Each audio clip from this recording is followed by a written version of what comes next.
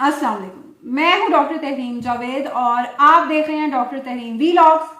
हमारे YouTube channel में आपको खुश आमदीद। आज बात करेंगे पाकिस्तान की सियासी सूरत हाल के हवाले से।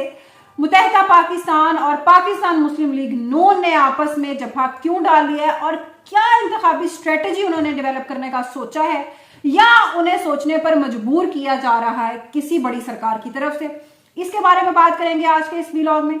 इसके अलावा फवाद चौधरी साहब को भेज दिया गया 14 रोज के रिमांड पर, दोबारा जेल भेज दिया गया, उसके हवाले से बात करेंगे कि प्रेस कॉन्फ्रेंस वो क्यों नहीं कर रहे और क्या उनके आगे सियासी स्ट्रेटजी है इसके हवाले से।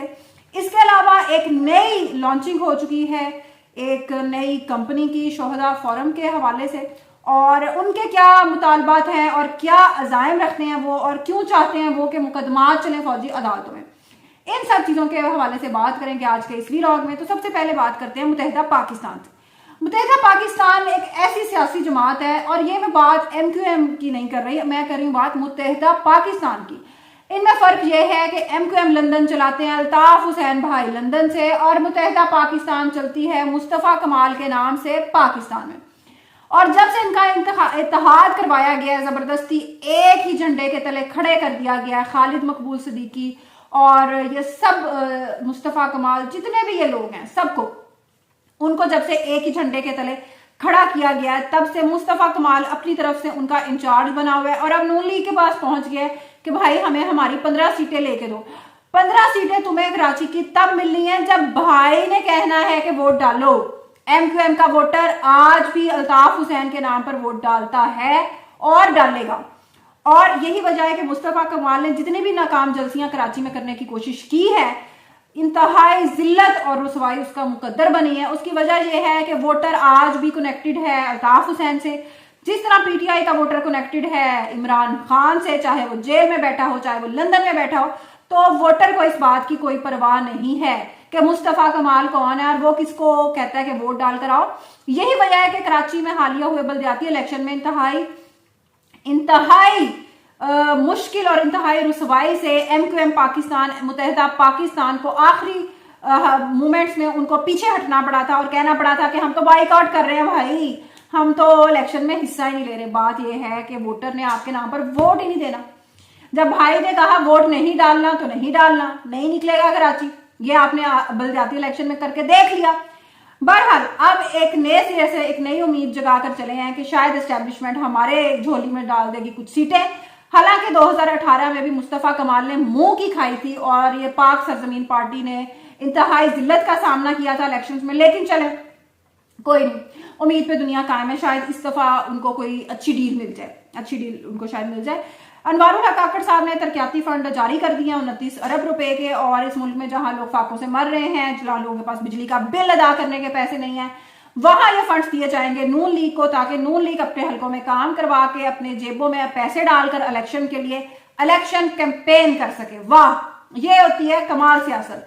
और अनवारुल हक काकड़ साहब किसके बंदे हैं ये तो मेरा ख्याल है मुझे बताने की बिल्कुल भी जरूरत नहीं है। मरियम नवाज साहिबा की वो चॉइस है और बिल्कुल आखिरी मोमेंट पे उनका सिलेक्शन हुआ था, तो यकीनन ऐसी बातें तो उन्हें करनी चाहिए। इसी तरह फिर नमक हलाली होती है, जायज इसी तरह होती है। शोहदा फोरम के नाम से एक नया मंजन मार्केट में आ गया, और मेरी इस बात से ये हरगिज ना समझे कि किसी भी शहीद का, किसी भी कौमियत से, किसी भी मजहब से ताल्लुक रखने वाले शोहदा का हमें एहतराम नहीं है। चाहे वो पुलिस के शहीद हों, चाहे वो फौज के शहीद हों, चाहे वो सिविलियन शहीद हों, हम सब की इज्जत करते हैं और एहतराम करते हैं, और उन जबरदस्ती के शोहदा की भी इज्जत और एहतराम करते हैं जो अपने स्कूल्स में, कॉलेजेस में पढ़ने के लिए जाते हैं, लेकिन APS के बच्चों की तरह उन्हें भून दिया जाता है अपने मकासद पूरे करने के लिए, दहशतगर्दी के अपने मजमूम मकासद पूरे करने के लिए। हमें उनका भी एहतराम है। उन बच्चों को उनकी माओ ने पढ़ने के लिए भेजा था, उन बच्चों को मरने के लिए और शहीद बनने के लिए हरगिज नहीं भेजा था। तो बात यह है कि हमें हर शहीद का एहतराम है, और पुलिस के शहीद होने वाले लोगों के साथ तो मुझे इंतहा दर्जे की हमदर्दी होती है, क्योंकि ये बड़ा ही मजलूम महकमा है। इसके हवाले से फिर कभी बात करेंगे, क्योंकि फिर बात बड़ी लंबी हो जानी है।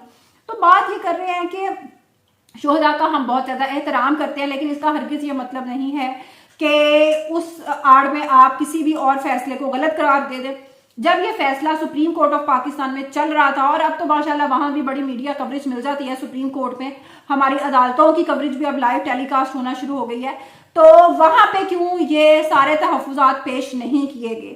ایک متعلقہ فورم پر کیوں ان کو ایڈریس نہیں کیا گیا، اور پاکستان کے ٹیلی ویژن کی سکرینز کا انتخاب کیوں کیا گیا ایک نیا پیش کرنے کے لیے، ایک نیا موقف پیش کرنے کے لیے کہ مقدمات کو فوجی عدالتوں میں چلائیں کیونکہ شہداء کے ساتھ بہت غلط ہو رہا ہے۔ پاکستان کا ایک شہید تو لیاقت علی خان بھی تھا، پاکستان کی ایک شہید تو بینظیر بھٹو شہید محترمہ بھی تھی، پاکستان کا ایک شہید تو ذوالفقار علی بھٹو شہید بھی تھا، لیکن ان سب کا تو کبھی بھی ان کے لیے اس قسم کے فورمز نہیں بنائے گئے، ایڈریس نہیں کیا گیا سول سوسائٹی کی طرف سے، ان کے قتل کو نہیں ایڈریس کیا گیا۔ تو یہ اچانک سے یہ جو نئی چیز آ گئی ہے، اس کے حوالے سے شدید تحفظات ہیں، اور میرے خیال میں ان کو عدالت میں اپنے وکلا کے تھرو یہ سارے تحفظات چیف جسٹس آف پاکستان کے سامنے رکھنے چاہیے تھے۔ اس کے علاوہ فواد چودھری کو بھیج دیا گیا 14 روزہ جسمانی ریمانڈ پر، دوبارہ بھیج دیا گیا جیل میں، اور ان کی اہلیہ بھی وہاں موجود تھیں اور بہت آبیدہ ہو گئی، ایکسکیوز می۔